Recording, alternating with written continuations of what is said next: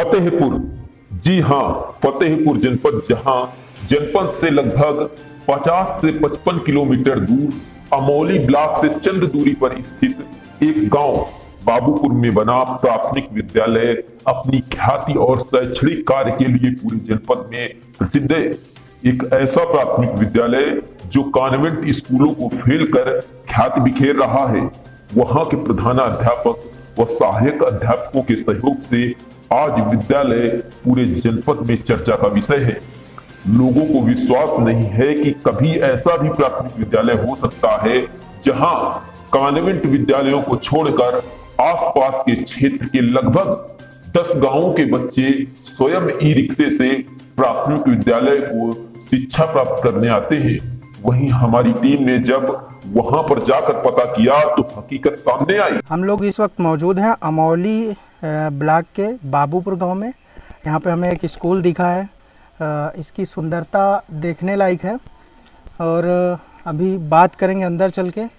तो यहाँ पे एक पत्थर गड़ा हुआ है, इसमें दिखाया गया है प्राथमिक विद्यालय बाबूपुर की 4 दीवारी व सीसी रोड का लोकार्पण, जिसे अपने उत्तर प्रदेश के कारागार राज्य मंत्री श्री जय कुमार जैकी जी ने किया था।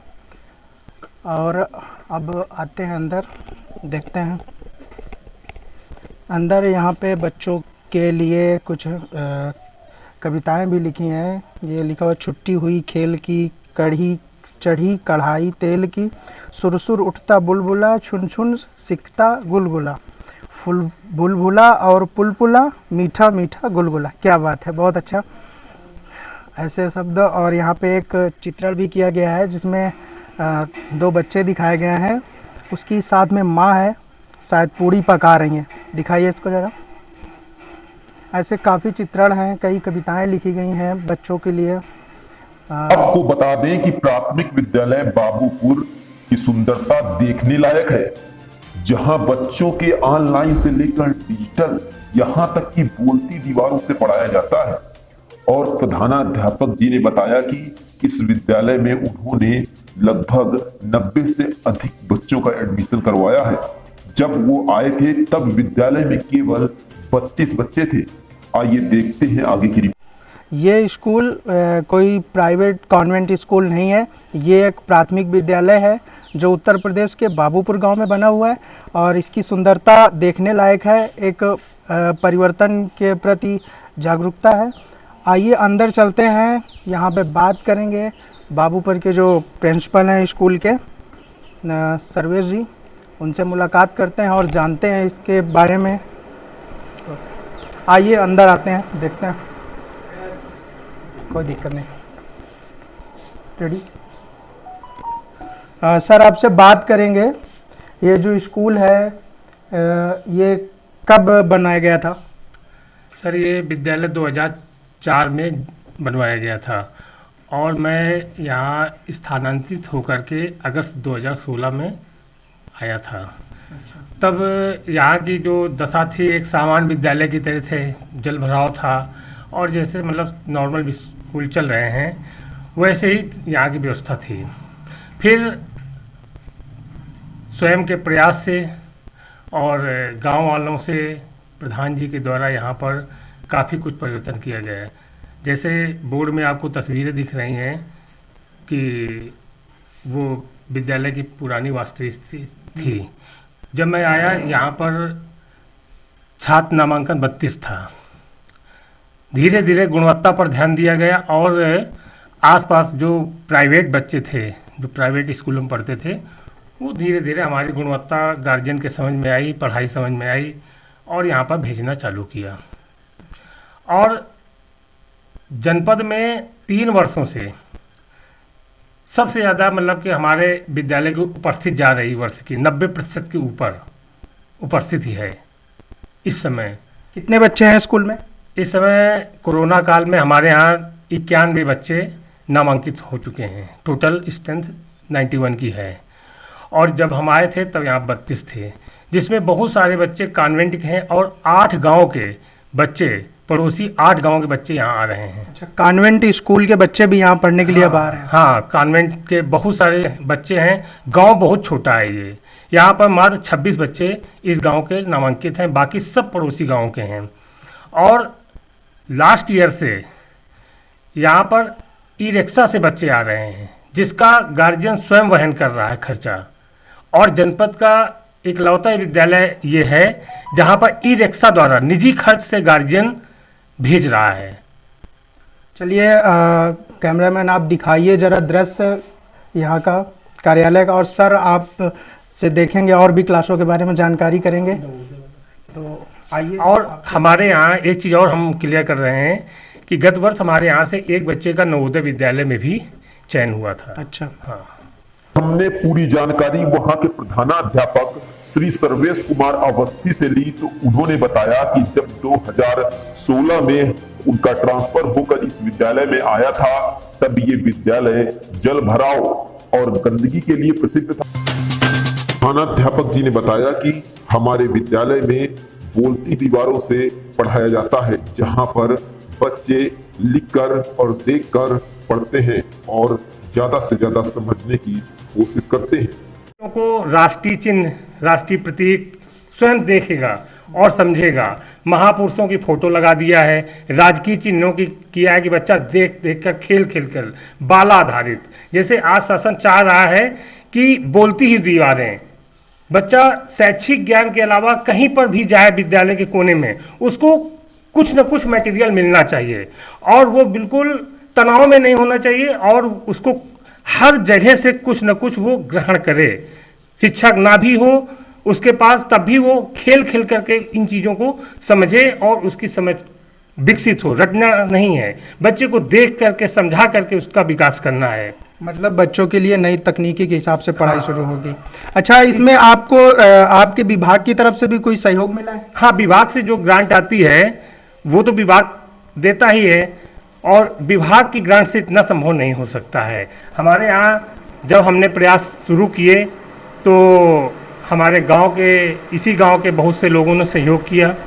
जैसे एक श्री अतुल वर्मा हैं, असिस्टेंट कमिश्नर क्लर्क हैं झांसी में।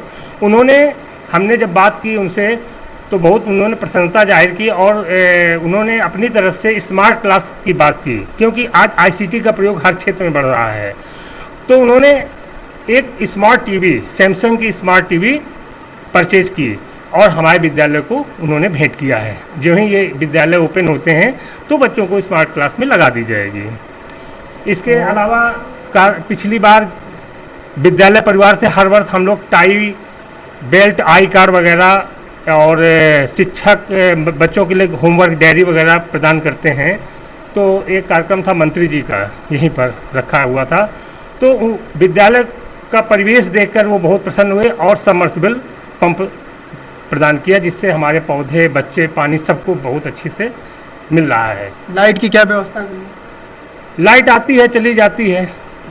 हाँ, गांव के हिसाब से लाइट आती जाती रहती है। गांव के हिसाब से आती है। अभी मंत्री जी ने ये हमारा जो ग्राउंड है, क्योंकि हमारे पास लिमिटेड साधन है, 3 रूम है हमारे पास, और इसके लिए उन्होंने समस्या को संज्ञान में लेते हुए ये जो ग्राउंड है इसमें इंटरलॉकिंग का उन्होंने सहमत प्रदान कर दिया है कि जल्दी इसमें आपको इंटरलॉकिंग मिलेगी।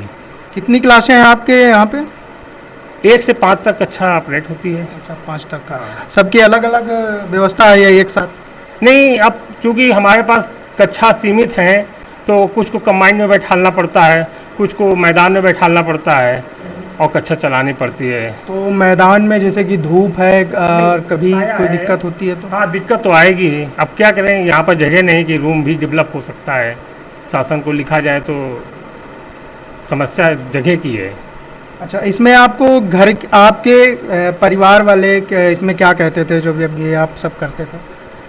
देखिए, क्योंकि हमारी पृष्ठभूमि, हमारे पिताजी भी टीचर, सेवानिवृत्त शिक्षक हैं, तो ये स्वाभाविक है कि ये घर से पूरा सपोर्ट है। हमारे मिसेज भी टीचर हैं, तो उनका मतलब हम लोगों का ये है कि हमारे बच्चे भी उन्हीं बच्चों से हैं और वो एक ऐसे वर्ग से बच्चे हैं जिनके पास बहुत ही संसाधन सीमित हैं। तो अगर हम उनको बेहतर कर दें तो एक मतलब कि आत्मसंतोष होगा और निश्चित ही कि अगर हम किसी क्षेत्र में कुछ करना चाहते हैं तो धन तो लगेगा ही और जब धन लगेगा तो लगाव अपने आप डेवलप हो जाएगा। भाई हम लोग नारा लगाते हैं ना, देश की रक्षा कैसे करेंगे, तन से करेंगे, मन से करेंगे और धन से करेंगे। तो धन भी एक उसमें पॉइंट आता है। तो तन, मन और धन तीनों जो समर्पित होंगे तो अपने आप विकास हो जाएगा। अच्छा, तो आपसे एक बात पूछना चाहेंगे, आपने कितना धन लगाया होगा इसके लिए? इसको हमने नहीं जोड़ा है। अगर हम जोड़ने लगेंगे तो हमें फिर टेंशन हो गया, इतना धन लग गया। लगेगा, आगे भी लगेगा, लगता रहेगा। उसके जोड़ना कहाँ है, जोड़ लेंगे तो फिर रुक जाएगा। चलिए, तो यहाँ शुरू मैं एक चीज़ों को क्लियर कर रहा हूँ। मैंने यहाँ पर एक हैप्पीनेस क्लास डेवलप किया है बच्चों के लिए, आनंदमयी कक्षा। तो हम चाहते हैं कि उसका भी आप ऑब्जर्वेशन करें। अभी कुछ दिन पहले मूल्यांकन लोकार्पण हुआ था माननीय मंत्री जी के द्वारा, और बहुत अच्छा लगा। चलिए उसको देखेंगे। इससे पहले हम शुरू करते हैं कक्षा 1, 2, 3 जो क्लास है यहाँ पर। तो आइए सर, आप भी। अच्छा, बैठने के लिए बच्चों के लिए वही? हाँ, अभी फर्नीचर की व्यवस्था नहीं है और भविष्य में ये भी धीरे धीरे अब जरूरतें पूरी होंगी। अभी हमारे पास चटाई है, उसी में बैठा करके बच्चे ऑपरेट किए जा रहे हैं। सब कुछ है यहाँ पे लिखा हुआ बच्चों के लिए, छोटे बच्चों के लिए। रैन रैन जो पोयम है वो भी लिखी हुई है। हुआ सवेरा ये कविता भी लिखी हुई है। इधर महापुरुषों के चित्रण भी लिखे हुए हैं और चित्र भी बने हुए हैं, और बहुत अच्छा लग रहा है यहाँ पे देखने में। दृश्य अच्छा है यहाँ का। चेयर भी नई है सब। चलिए अब देखते हैं वो वाली क्लास आपकी। जब हम विद्यालय का पूरा जायजा ले रहे थे और विद्यालय की प्रसिद्धियों को देख रहे थे, तो वही प्रधानाध्यापक जी ने बताया कि उनके विद्यालय में एक हैप्पीनेस क्लास भी है। आइए दिखाते हैं वो आपको हैप्पीनेस क्लास। ये बच्चों के लिए किस लिए बनाई गई? ये बच्चे, क्योंकि बच्चों को हम लगातार पढ़ा नहीं सकते हैं। अगर हम उनमें किताबी ज्ञान का बोझ दे देंगे तो वो उससे इरेट हो जाएंगे, मतलब कि उनका मन नहीं लगेगा। तो उनको एक ऐसा कक्षा कक्ष डेवलप मैंने सोचा किया जाए कि चित्र देख करके और इसमें पढ़ करके, खेल करके उनको आनंद आए। इसीलिए हमने इसका नाम हैप्पीनेस लिया है। इवन हमने इसकी छत भी स्टार से बना रखी है कि पूरा अगर हम उसके नवाचार के तहत उन्हें नंबर काउंट कराना चाहते हैं कि बताइए इनमें कितने स्टार हैं, तो वो आराम से इसको जोड़ सकते हैं, गिन सकते हैं।